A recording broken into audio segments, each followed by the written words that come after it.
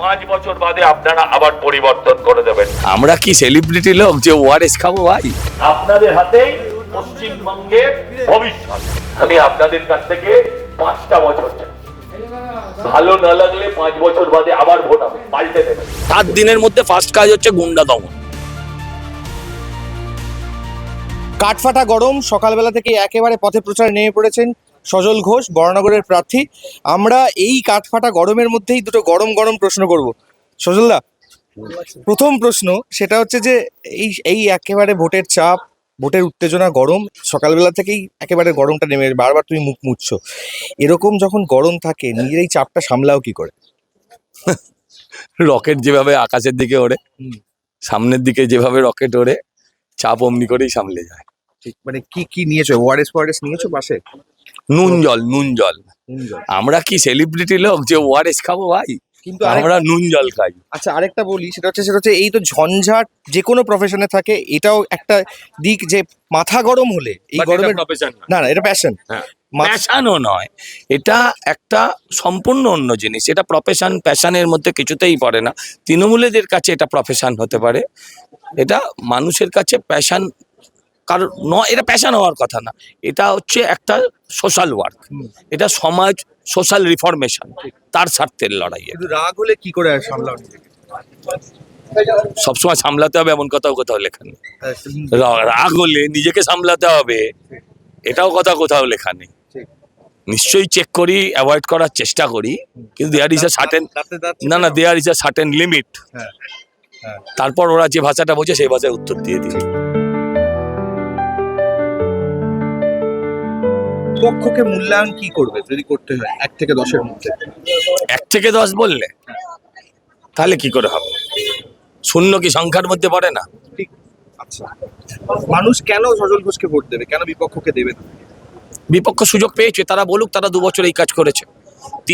15 বছর ধরে তৃণমূল এখানে সরকারে ছিল, তারা বলুক তারা এই কাজগুলো। এখানে জমা জল সরিয়ে দিক, ভোট দেবে। এলাকার স্কুল বন্ধ হয়ে যাচ্ছে আর মানুষ ভোট দেবে। এলাকায় নতুন মদের দোকান খুলবে আর মানুষ ভোট দেবে। এলাকার জঞ্জাল ছাপাবে না, মানুষ ভোট দেবে। রাস্তায় আলো আছে, এই এতটা মোড়ে মাথা দাঁড়িয়ে আছে, আলো দেখান। আপনি যারা মোড়ে একটা রাস্তার মোড়ে দাঁড়িয়ে আছেন, জঞ্জাল আছে, এই রাত্রিবেলা এসে দেখবেন জলে কিনা আলোটা। ভোট দেবে? কেন দেবে ভোট? শুধু ভাতায় আর লক্ষ্মী ভান্ডারে। একটা সুযোগ দিন মা। জিতলে প্রথম কাজ কি হবে? অনেক কাজ। 7 দিনের মধ্যে ফার্স্ট কাজ হচ্ছে গুন্ডা দমন। হ্যাঁ, যারা অত্যাচার করে, যারা মানুষের অন্ন কেড়ে খায়, যারা দখলদারি করে, তাদেরকে দমন করা। যদি হেরে যান, এই আলোচনা করছি না, আমি হেরে দাঁড়িয়ে আছি। আর যদি এই প্রশ্নটা দ্বিতীয়বার রাখবেন না, অনুরোধ করছি, কারণ পরে আপনাকে এটা দেখাতে হবে যে আমার বিজয় উল্লাসটা। তো আমি আপনাকে বলছি, আমি হেরেই দাঁড়িয়ে আছি। হারার পর আমি 2 বছর এলাকা ছাড়িনি।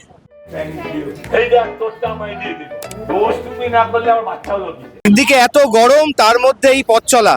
আমাদের সঙ্গে রয়েছেন সজল ঘোষ, আমরা একটু কথা বলে নেবো। সজলদা, এই যে তুমি সকাল থেকে হাঁটছো এরকম ভাবে এত গরমের মধ্যে, ডায়েট কিছু ভেবেছো, কি করছো? সময় পেলে ভাববো।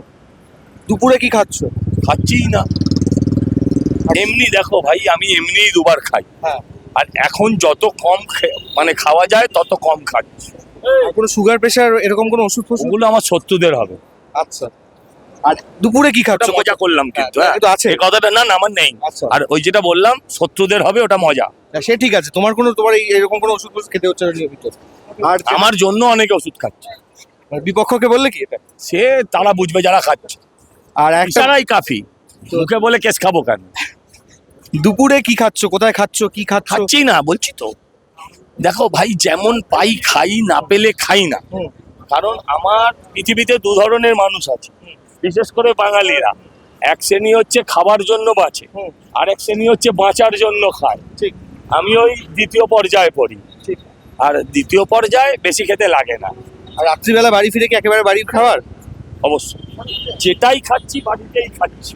আচ্ছা। হ্যাঁ, মানে বাড়ির খাবার এখানে এনে খেলে বাড়িরই খাবার খাই। আচ্ছা আচ্ছা না ভাই, ওখানে মানে একটু কুল থাকার চেষ্টা করছি। একদম। ঠিক ঠিক ঠিক। আমরা জানলাম যে প্রার্থী হলে তো শুধু হবে না, শরীরের খেয়ালটাও রাখতে হবে সে মধ্যে। কিন্তু এখানে সজল ঘোষ একটু বেশি ভাবছেন হচ্ছে ভোটারদের কথা, এবং বারবার যে প্রচারে যেই কথাটা বেরিয়ে আসছেন ওনার, যে এই গরমেও এই বারবার একই কথা বলে যাচ্ছেন, চারপাশে বিপক্ষকে ভোট না দেওয়ার বহু কারণ তার কথাতে বারবার বেরিয়ে আসছে। এরকম অনেক প্রার্থীর কাছে আমরা চলে যাব, আপনারা সঙ্গে থাকুন। আজ আপাতত বরানগর কেন্দ্র থেকে শুভঙ্কর সাইন অফ করছে, আর আমার সঙ্গে ক্যামেরায় রণদীপ দাওয়াল, কারণ খবর এখন এখানেই।